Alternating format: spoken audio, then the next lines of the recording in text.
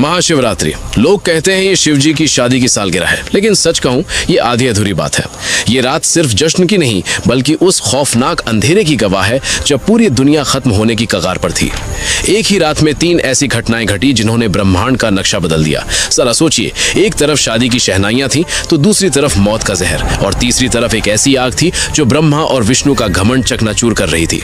अगर आप ये वीडियो 16 फरवरी से पहले देख रहे हैं तो सावधान हो जाइए, क्योंकि आज हम शिवलिंग के प्रकट होने की वो कहानी सुनेंगे जिसे सुनकर आपके रोंगटे खड़े हो जाएंगे। कहानी पर आते हैं। एक बार ब्रह्मा जी और विष्णु जी में युद्ध छिड़ गया। दोनों लड़ रहे थे कि मैं महान नहीं, मैं तुमसे ज्यादा महान हूँ। उनका ये घमंड जब दुनिया का संतुलन बिगाड़ने लगा, तब अचानक उनके बीच एक विशाल अनंत अग्नि स्तंभ प्रकट हुआ।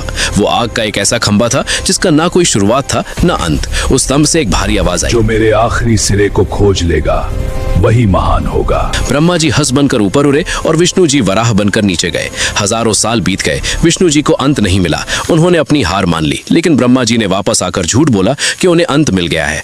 उसी पल उस आग से काल भैरव प्रकट हुए और सजा के तौर पर उन्होंने ब्रह्मा जी का वो सिर काट दिया जिससे उन्होंने झूठ बोला था। उनका अहंकार टूट गया, क्योंकि शिव जी आग के रूप में आए थे। वो बहुत गर्म थे। तब देवताओं ने उन्हें शांत करने के लिए उन पर जल और दूध चढ़ाया। यही वो पहला दिन था जब शिवलिंग पर रुद्राभिषेक की शुरुआत हुई। लेकिन कहानी यहीं खत्म नहीं होती। एक बार जब देवता श्रीहीन यानी कमजोर हो गए थे, तो अपनी शक्ति वापस पाने के लिए समुद्र मंथन हुआ। सबको उम्मीद थी अमृत की, लेकिन निकला क्या? हलाहल विष। पूरी दुनिया जलने लगी। तब फिर वही भोलेनाथ आगे आए। संसार को बचाने के लिए उन्होंने उस उबलते हुए जहर को पी लिया और अपने कंठ में रोक लिया।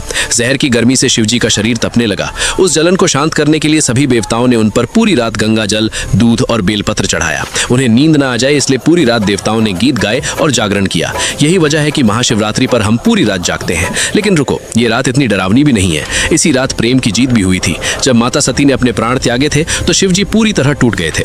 वो वैरागी बन गए, दुनिया छोड़कर समाधि में चले गए। तब माता सती ने पार्वती के रूप में जन्म लिया। उन्होंने हजारों साल तक कठोर तपस्या की, सिर्फ अपने शिव को वापस पाने के लिए। आखिरकार भोलेनाथ पिघले।